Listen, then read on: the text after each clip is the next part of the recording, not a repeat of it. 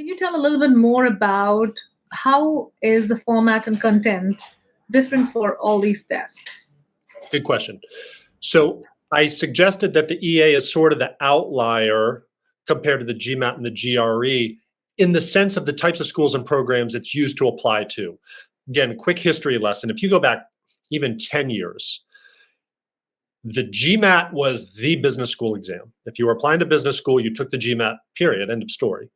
Then the GRE sort of crept in and it's taken market share. We'll talk about that. Right now it's close to a 50-50 split at a lot of schools in terms of who accepts the GMAT and GRE, or sorry, who applies with the GMAT and the GRE. So anyway, back to our history lesson. Business school, you're taking the GMAT.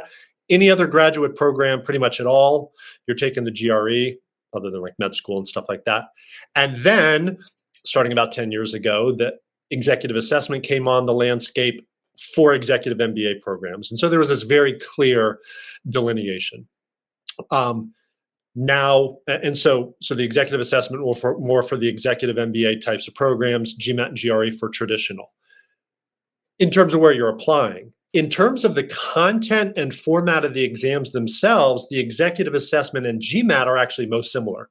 In fact, until the latest iteration of the GMAT, they were nearly identical, save for the length of the exam. In terms of the question types, the content tested, almost the exact same.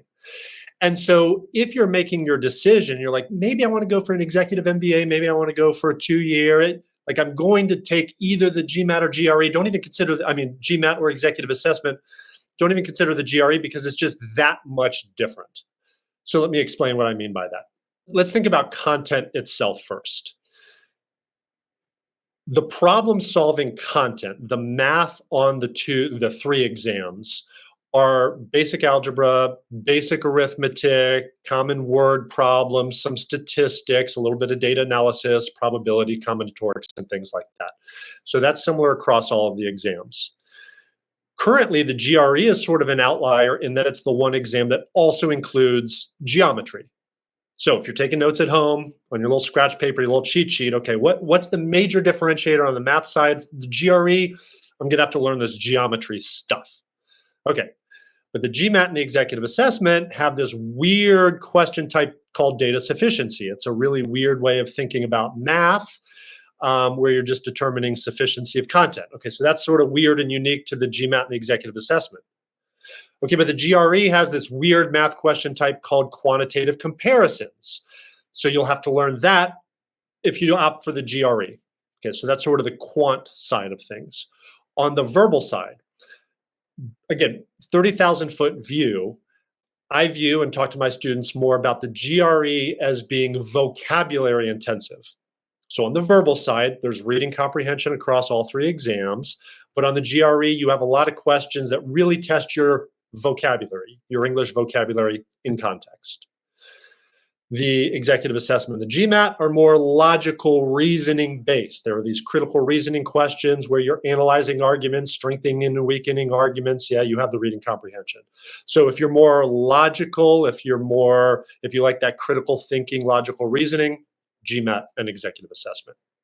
And then, oh, by the way, the executive assessment also has a lot of grammar because it maintained and still has a question type called sentence correction, no longer on the GMAT as of earlier this year, where you have to basically analyze sentences and decide whether or not they're grammatically correct. So that's still part of the executive assessment.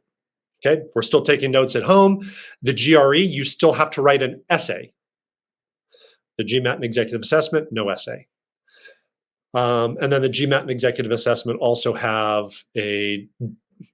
they're called two different things on each exam, but it's basically analyzing charts and graphs and analyzing data and answering questions about that data. So I hope that's enough of an explanation, big picture. There's some differences in terms of scoring algorithm and ability to skip questions and whether or not they're question or section adaptive. We can go ahead and get into that if you want, but hopefully that was helpful in terms of sort of the content that differentiates the three exams.